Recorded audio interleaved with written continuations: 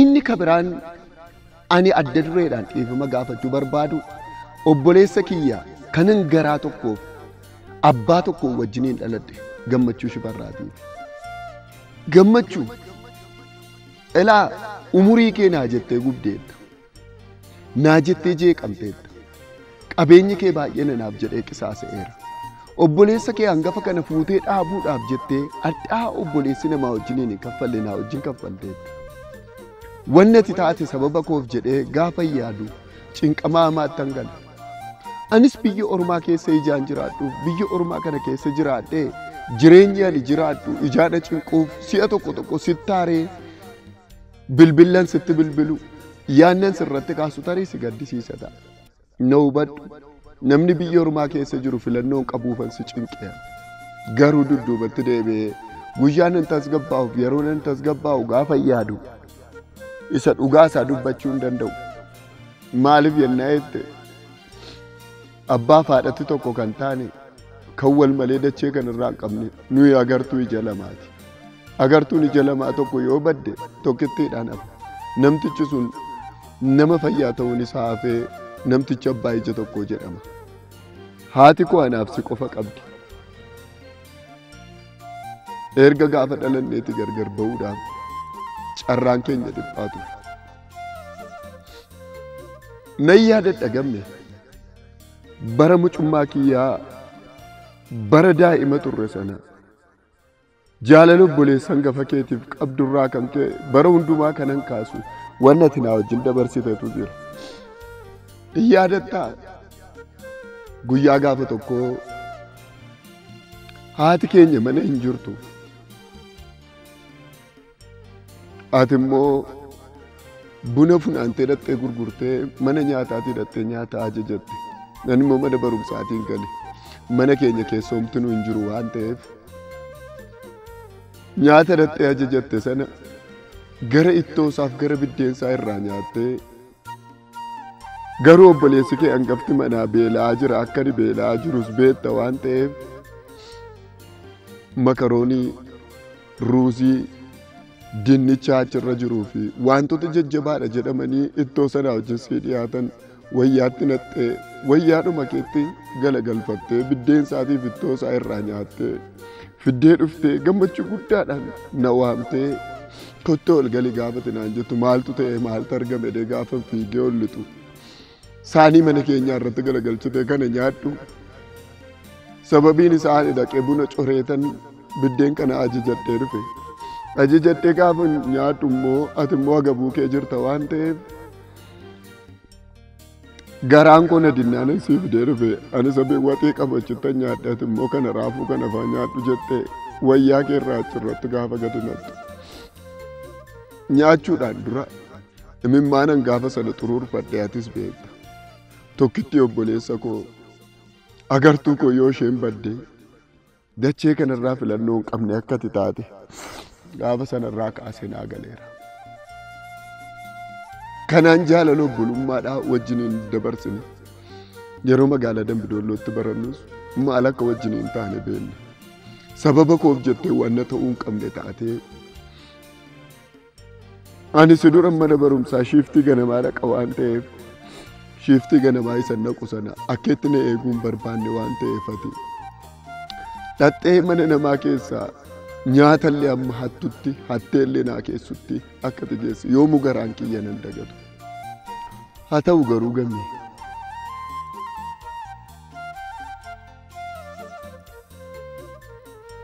maatiin abbaa mul'ataa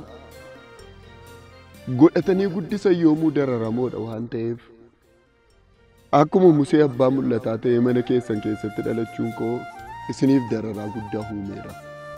Isinitti balaa guddaa uumeera. Nan yaadadhaa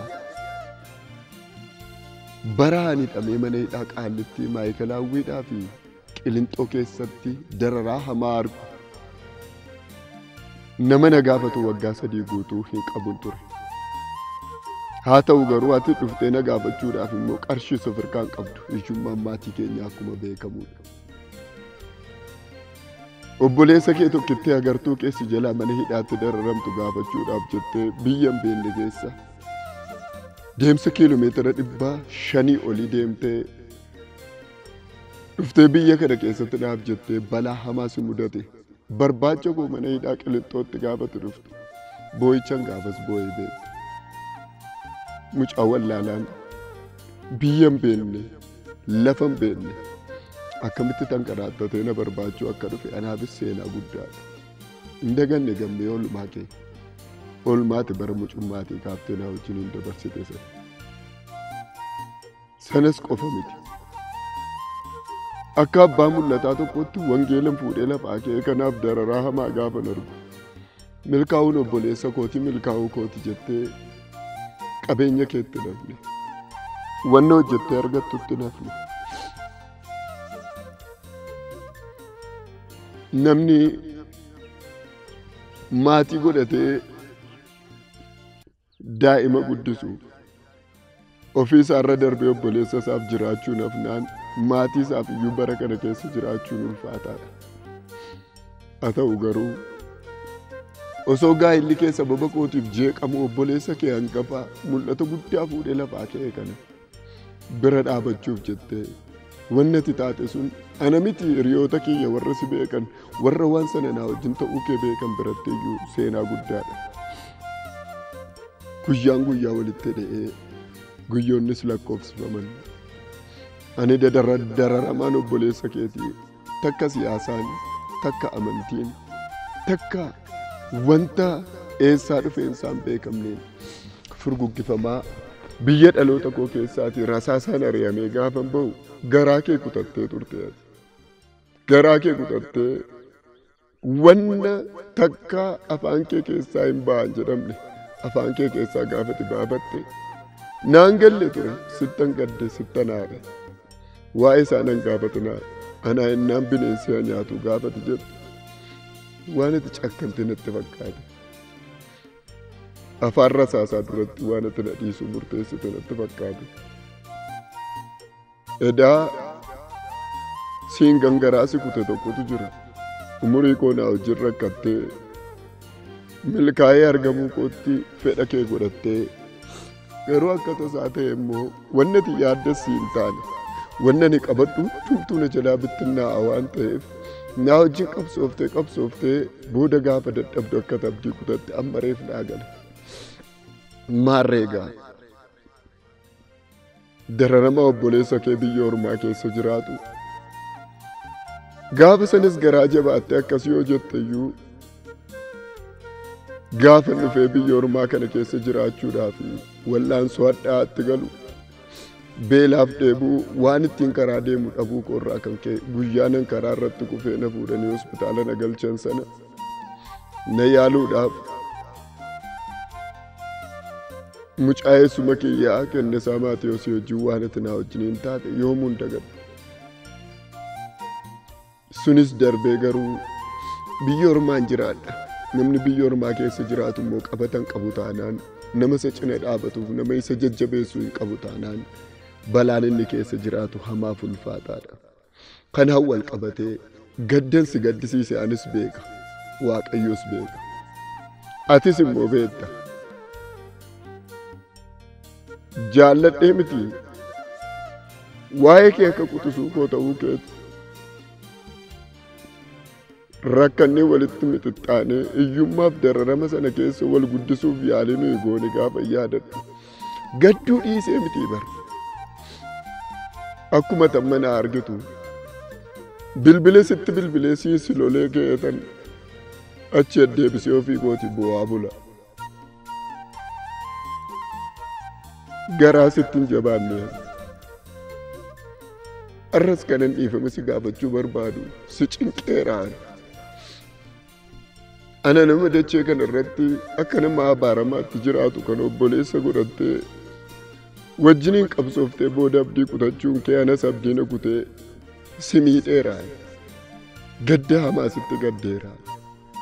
Haa ta'u garuu ati na jibbitee miti. Tuna jibbiteeti wallaansoo ani itti gale sana naa wajjiniin hin qabdu turte. Dhimma sin galchine itti galtee naa wajjiniin hin dararamtu turte.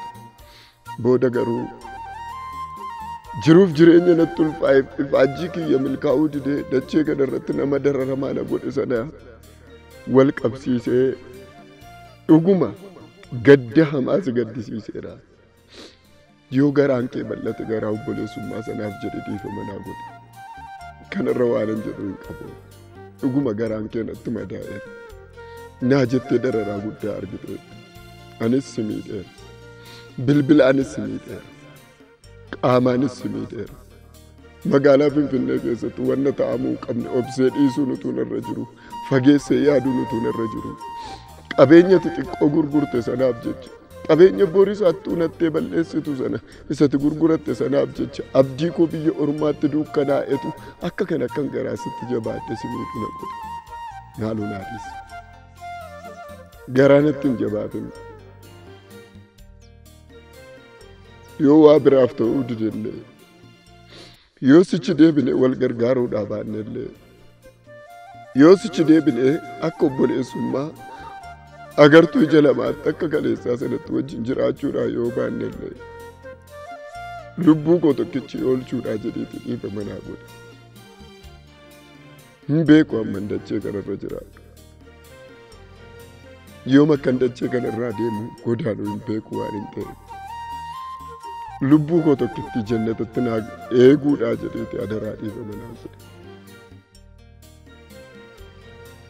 Kanneen viidiyoo kana argitan obboleessi koo hin argine yoo ta'e adaraatti hin naagaa.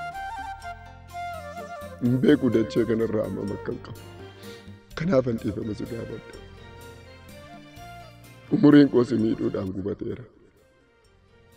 Erga gaafa naafate gargar baaneetiin immoo ceephoon saana miidheera.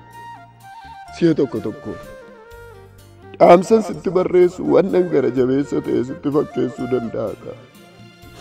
Ani garuu tarii obboleessi koo kanumallee yaadee garaan isaaf bal'ataa kaleessa bara hiyyummaa wajjin hin dabarsine yoo amma deebi'ee yaadan gara galfataa laata jedheetan. Tooti gara jabeessa akkan taane beeku anaaf si gidduu wanti dhaabatee gargar nu dhorke sun garuu kanaafati wal miinu nu godheera. Argee dhufee miilla keetti kufee dhiifama si gaafachuuf fedha kooti. Hin beekta garuu haalan keessa jiru. Kanarra sa'aatii kana dhiya Oromiyaa dhufuu hin danda'u. Adaraa viidiyoon kun akkuma si ga'een dhiifama naa godhe. Kana caalaa si miidhuun barbaadu. Kana caalaa sitti siqee sababa koof akkatti dararamtu sababa ta'uun barbaadu. Adaraa dhiifama naa godhe. Garaanatti hin jabaatin. Bur darbinee osoo garaa obboleessummaa kaleessaatiin wajjin hin jiraanne fedha koosa guddaadha. Sunis ta'uu baatu garuu dhiifamaaf jaalalaan lafuma jirru jiraannee anis giddu galeessa Oromiyaa atis dhiya Oromiyaa lafuma jirru jiraannee nagaadhuma jaalalaan walii bilbilnee jaalalaan wajjin jiraachuu keenya nan fedha.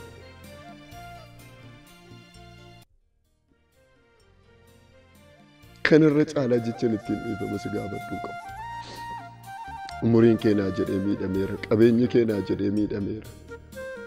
Gaa'illi kee sababa kootiif miidhameera. Wannati qabdu sababa kootiif miidhameera. Haa ta'u wanni bade haa badu. Anis waanan miidhame haa miidhamu. Dhiiga obboleessummaa sanaaf jedheeti. Adaraa haati keenya utuu gargar bahuu keenya beektu utuu ganamaa galgala boosuu yoom ijoolleen koo afaan tokko haasofti yoom ijoolleen koo walitti naa deebiti yoom ijoolleen koo garaansee tokko naa ta'a yoom ijoolleen koo jaalalatti naa deebitu utuu jettu haati keenya yoo isheen garaa dacheetti gadi godaatti sin gaddisiisu. Waa biraayyuu yoo dhiifnedha. Waa biraayyuu yoo dhiifne dhiisi lubbuu kootiifis yaadu anis lubbuu keetiif yaadu haa dhiisu. Garuu haati keenya utuu waa'ee keenyaaf boossuu iji ishee jaamuu deemu kun si haa gaddisiistu. Adaraa dhiifama naa godhe. Wanni nu umurii kiyyatti sitti gadde, wanni nu umurii kiyyatti sitti miidhame, dararamaa mul'ata baatu ta'ee dachee kana keessa yeroon tankaraattatu kana keessa wanna miidhaa fakkaatee natti mul'ate garaan koo ittiin sitti madaa'e hundumaa fuula waaqa jiraataa dhaabadhee dhiifama sii godheera. Nan shakkiin gamne bara kam nan shakkin ani dhiifama sii godheera. abbaan koo immoo dhiifama siif haa godhu. Siifis mana keetis dhiifama isiniif haa godhu. Sin jaalladha gammee akkuma obboleessa keessa hangafa bara sanaa sanatti ammas akkuma quxisuu kiyyaattan si jaalladha. Nagaan haa jiraadhu. Har'arraa jalqabee waa'ee kee fammeenyi tokko garaa koo keessa hin jiru. Miidhamuu keerraa ani miidhamuu, du'uu keerraa ani du'uu, balaan si mudachuurraa narra balaa mitiiti balaan lubbuudhaan ga'uunsaa fedha koosa guddaa akka ta'e naa beeki. Sin jaalladha gammee. Ati quxisuu kiyya. Ilma abbaa kiyya, ilma haadha kiyya. Balleessaan si miidheef adaraa dhiifama naa godhu. Wanna ati natti balleessite hundumaaf immoo garaa koo guutuu dhiifama sii godheera.